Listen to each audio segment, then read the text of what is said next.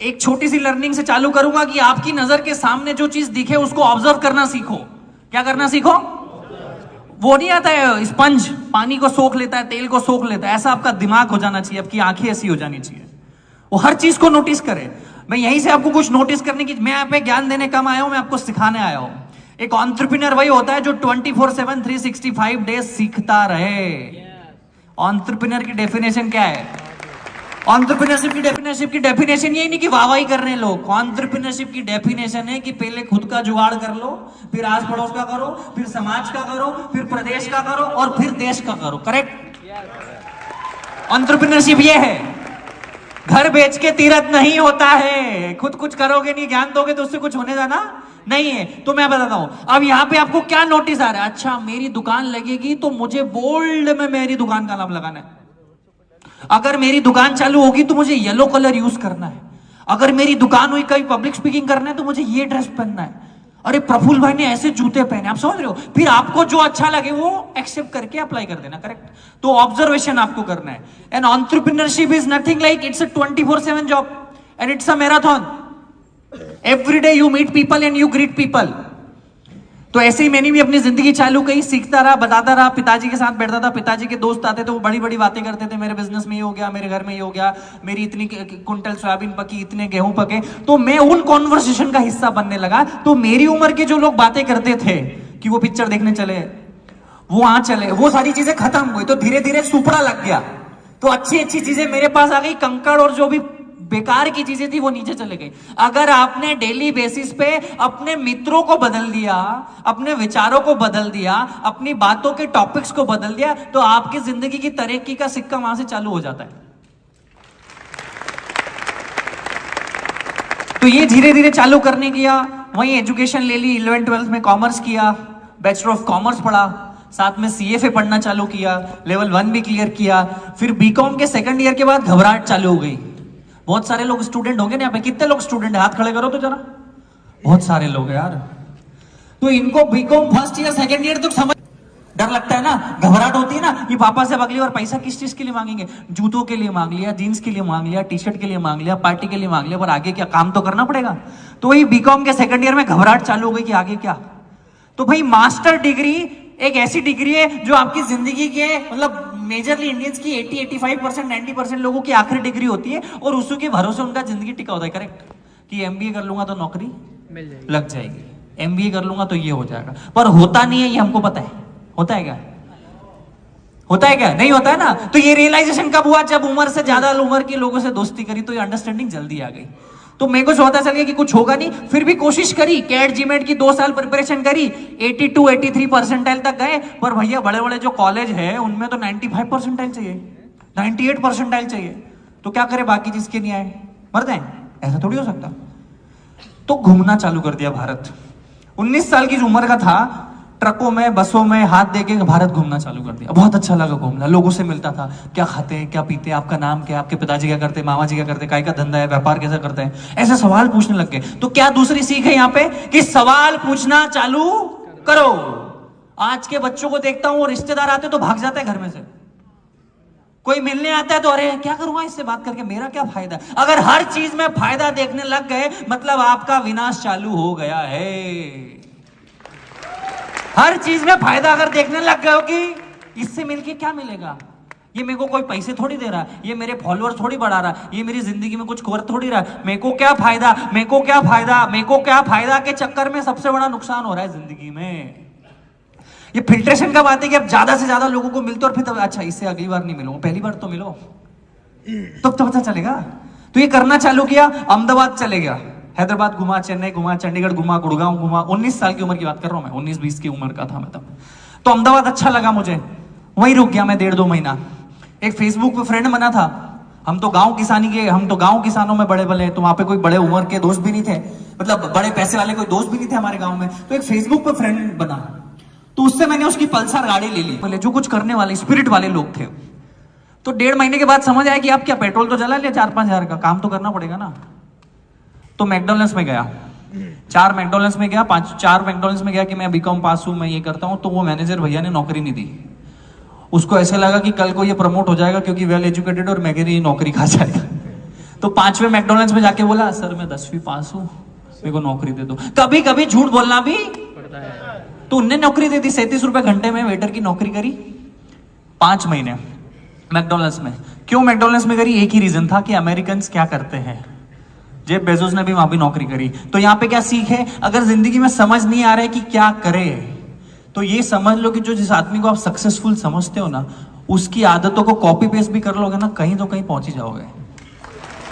अगर जिंदगी में आप कंफ्यूज हो, आपको लग रहा है कि क्या करूं, तो किसी को तो अपना आदर्श मानते होंगे ना, किसी को तो अपना आदर्श मानते होंगे। विवेक सर को मानते होंगे कि मैं सक्सेसफुल मानते होंगे, मानते हो कि नहीं मानते हो?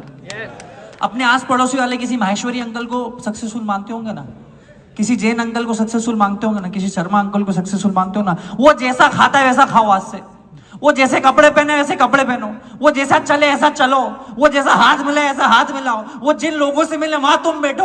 अपने आप 90% सक्सेस तुम्हारी आ गई भैया। तुम ऐसे कोई माया जाल में हो कि कोई ऐसी जादू की छड़ी मिले, विवेक सर का 6 घंटे का सेशन ज्वाइन कर ले तो सक्सेसफुल होंगे, तो तुम भैया गलत जगह बैठे हो।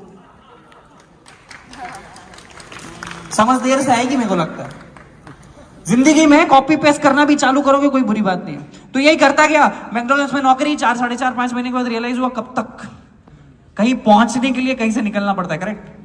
तो मैंने कहा ठीक है भैया सीख लिए। लोग एक ही जगह अटके रहते हैं, मैंने कहा आप खुद की दुकान चालू करेंगे।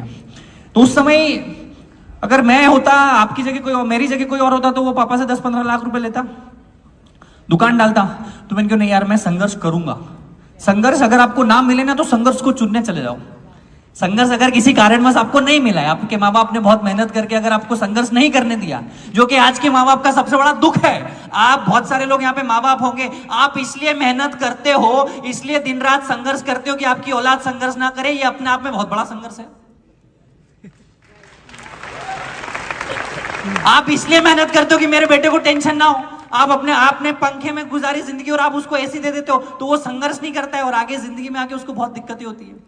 तो ये रियलाइजेशन मुझे हो गया। मैंने कहा मैं संघर्ष आया नहीं मुझे मजबूरी में, मैंने संघर्ष चुना है कि मैं ठेला डालूंगा।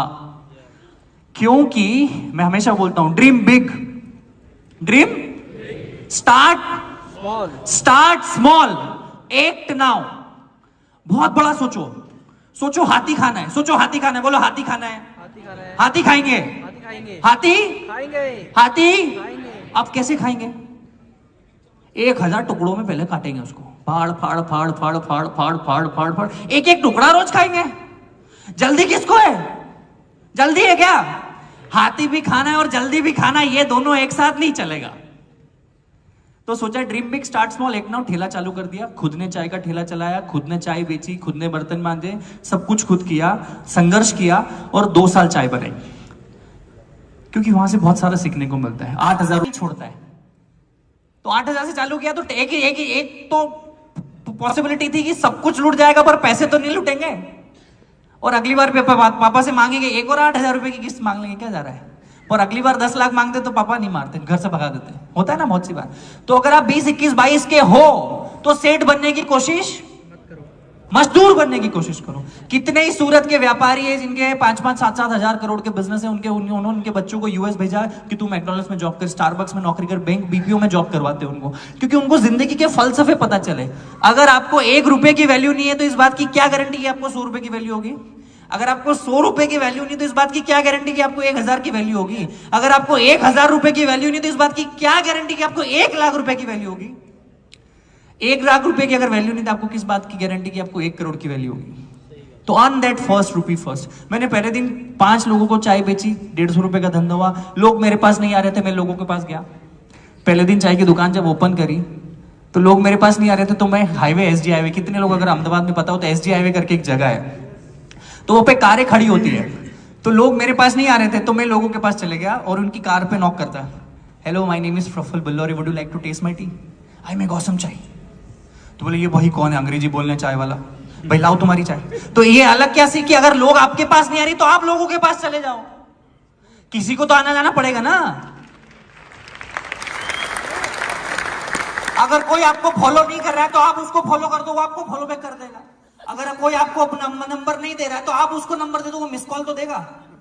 कोई अगर आपसे हाथ नहीं मिला रहा तो आप हाथ बढ़ा दो, आपको हाथ बढ़ाएगा तो सही। कोई आपको शादी में नहीं बुला रहा तो आप यूं ही चले जाओ।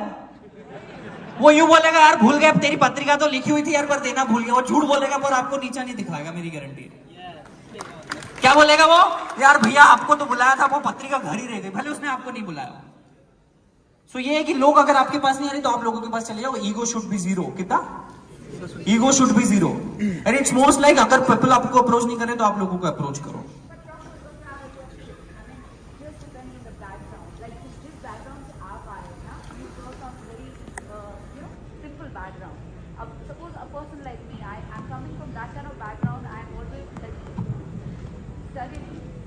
वो मैं वही बोल रहा हूं ना कि हम लोग बैकग्राउंड से फर्क नहीं पड़ता है। कर्मण्येवाधिकारस्ते मा फले सुखदाचन। आज अगर दुनिया के सबसे अमीर आदमी जेफ बेजोस है, उनको तो काम करने की कोई जरूरत नहीं है। उनके आने वाली 10 जनरेशन में कोई पैसा मिलेगा, फिर भी वो काम कर रहे हैं। आपका बैकग्राउंड क्या है, आपकी जात क्या है, आपकी बिरादरी क्या है, आपकी एज क्या है, आपका जेंडर क्या है, आप अच्छे दिखते हो। मैं वही बोल रहा हूं, ये आपको फिगर आउट करना पड़े। मैंने चाय बेची, आप हेलीकॉप्टर बेचो, क्या फर्क पड़ता है? आपका बैकग्राउंड अगर स्ट्रांग है तो आप कुछ और बेचो ना।